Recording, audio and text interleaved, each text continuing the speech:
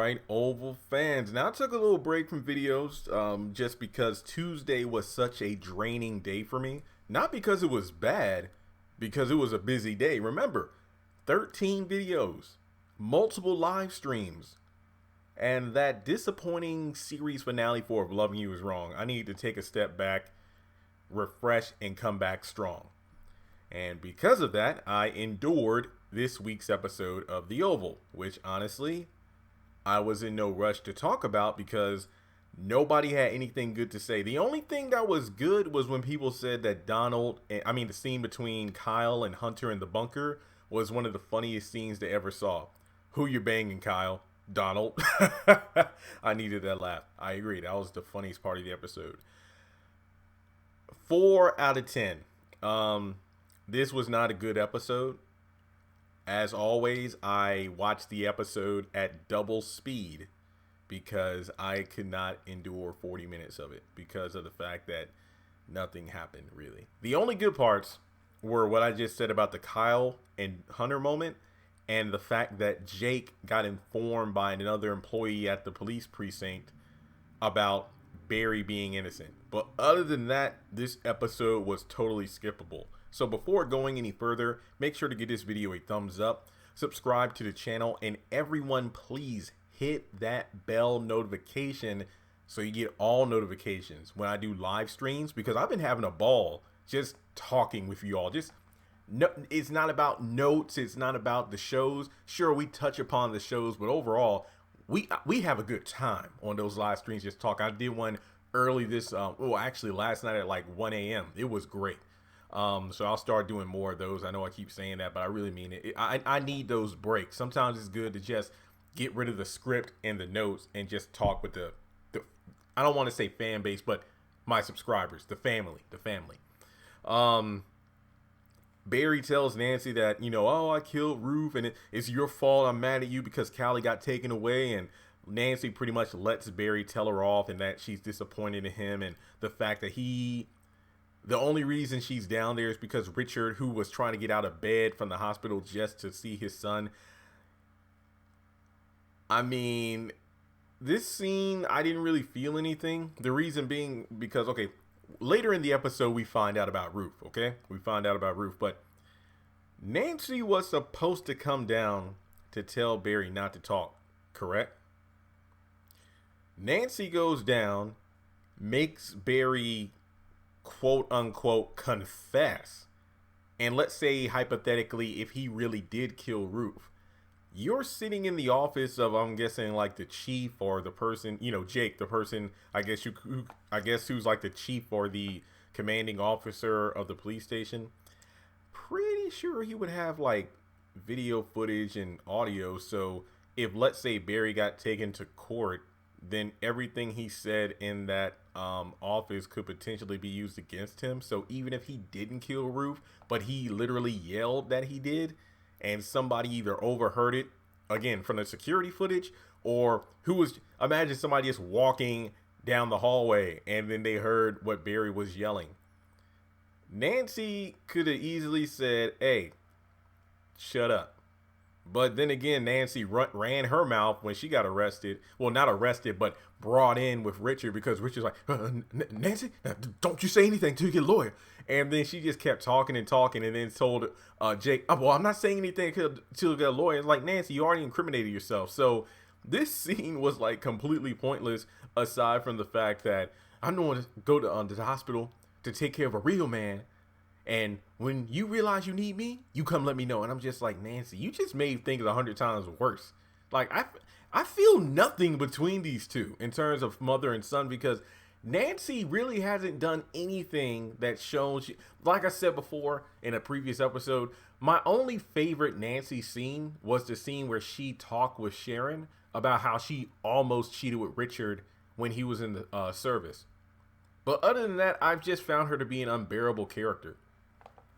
Okay, so Sam wakes up Priscilla from work, and remember, they only got like a few hours, and I mean maybe a handful of hours of sleep because of everything that went on the night before involving Richard, Barry, Nancy, and everything else in between. So they bring up the fact that it's been like 3 weeks with no sex, and Priscilla brings up the stress involved about, bringing in a new family into the White House, which I was beginning to think, wait, like the new family hasn't even been in the White House for a full week yet. What are you talking about, 3 weeks? But then I remembered, well, I can understand that because you have to move out one family and then move in another, and that takes a lot of prep time. So yeah, I can see why they're both a little angsty right now.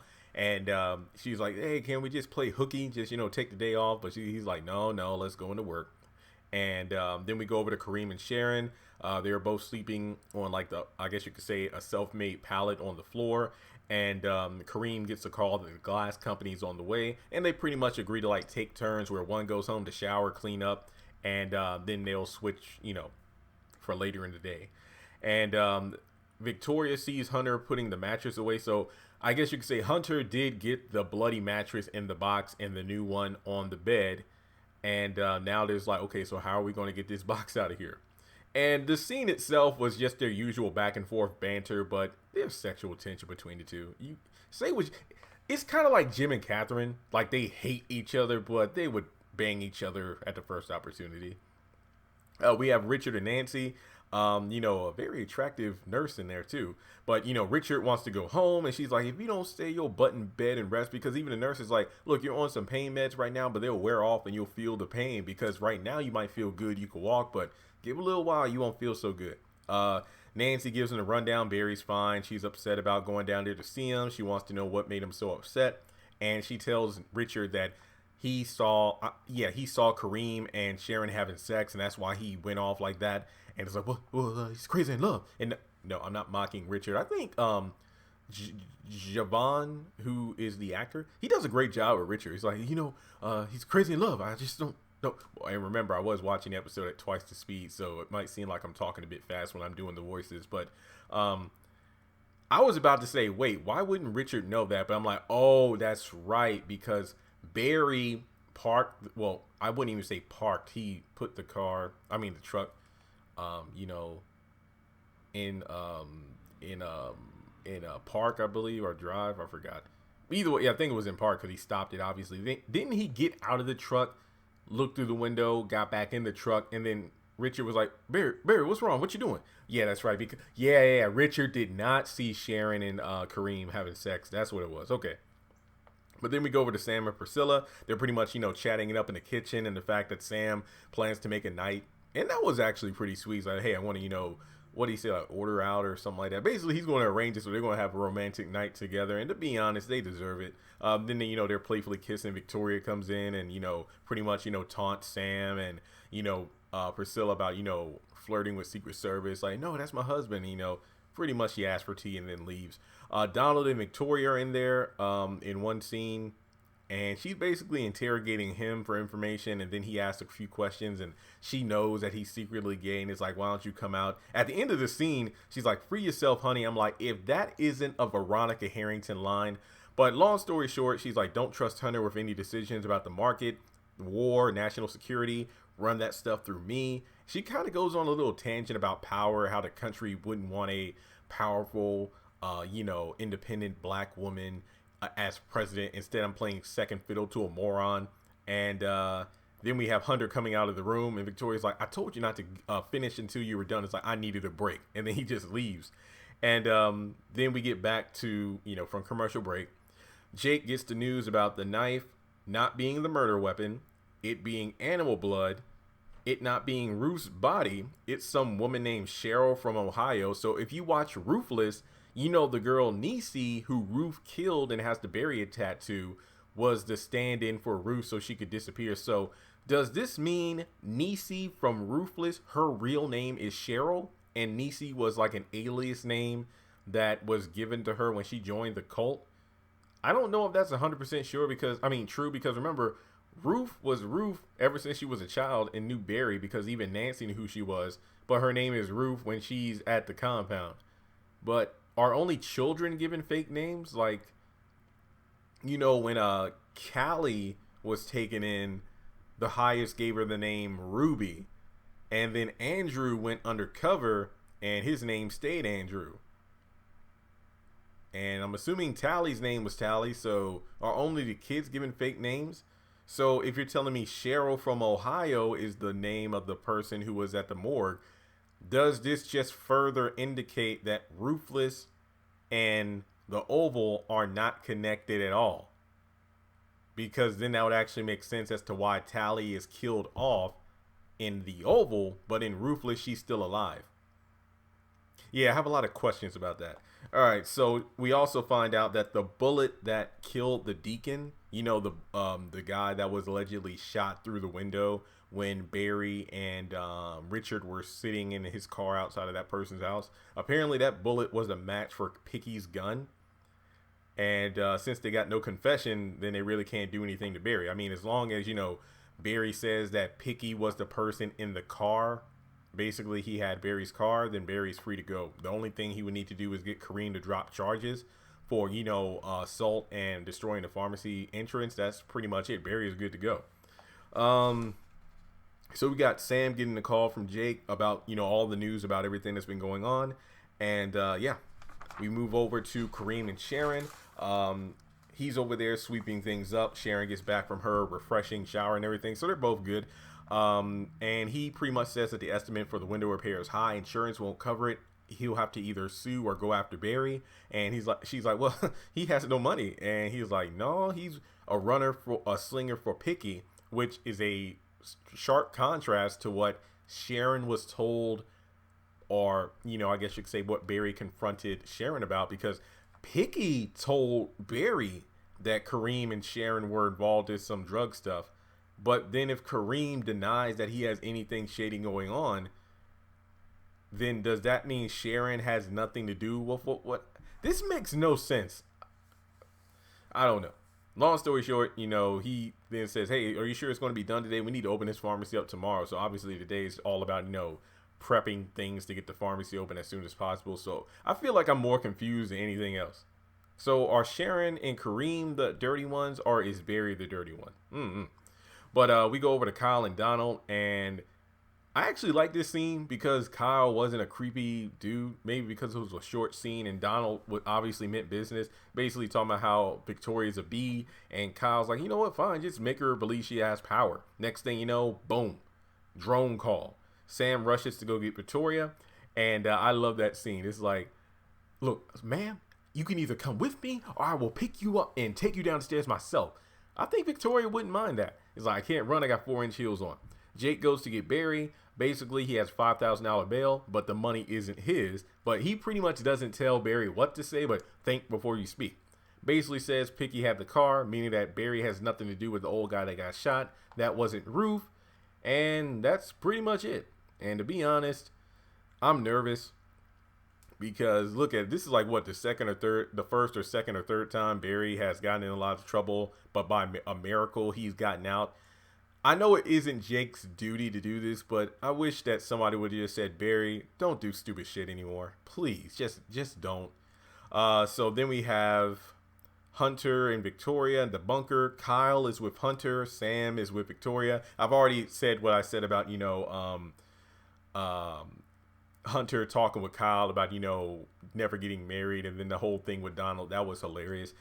That's why this photo is on the screen. Is the one I'm having up the entire video. I love this shot of Hunter just sitting in front of the presidential seal, even though he's a crap president. I just love that Tyler Perry, great camera work. I love the angle there.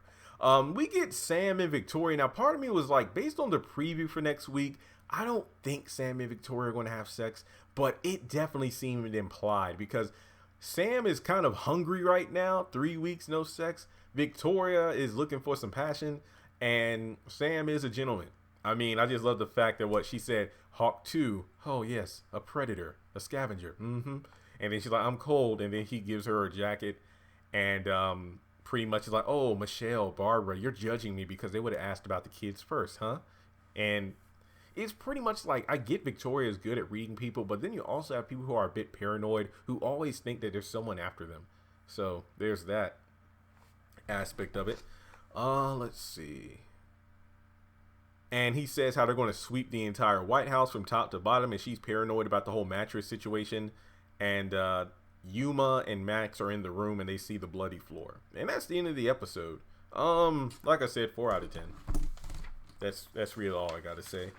So to be completely honest, guys, just to give you a heads up, I can't guarantee I'm going to have my oval videos up every like Thursday, just because the show is kind of meh. I mean, the show only has like a handful of episodes left. I believe episode 25 is the finale. So 20, 21, 22, 23, 24, 20. We got about 6 episodes left. So I think the show will end towards the end of July. And then Bruh only has 3 episodes after this week, so that show should end early July. So that means Greenleaf will be the only show for me to review, which I'm fine with because I'm going to start doing my have and have not, and If Loving You Is Wrong rewatch very soon. So I'm not upset. It's just that, yeah, these shows don't motivate me because the views don't get high, but people do say they enjoy my review, so I will continue. I feel like the show, being that it's about to end season 1, I might as well finish, you know? So we'll go from there. But let me know what you thought of the episode. Like I said, I don't think a lot of people have anything positive to say because nobody told me, oh, this is a much watch. Nobody said that. They just said, Jeremy, this episode is boring. Plus, If Loving You Is Wrong is priority. So I have more If Loving You Is Wrong content on the way and Greenleaf content. So don't worry, that is coming soon. I just felt like I need to knock this out of the park because it's just one video, no big deal. But let me know your thoughts in the comment section below. Subscribe to me. I'd really appreciate it.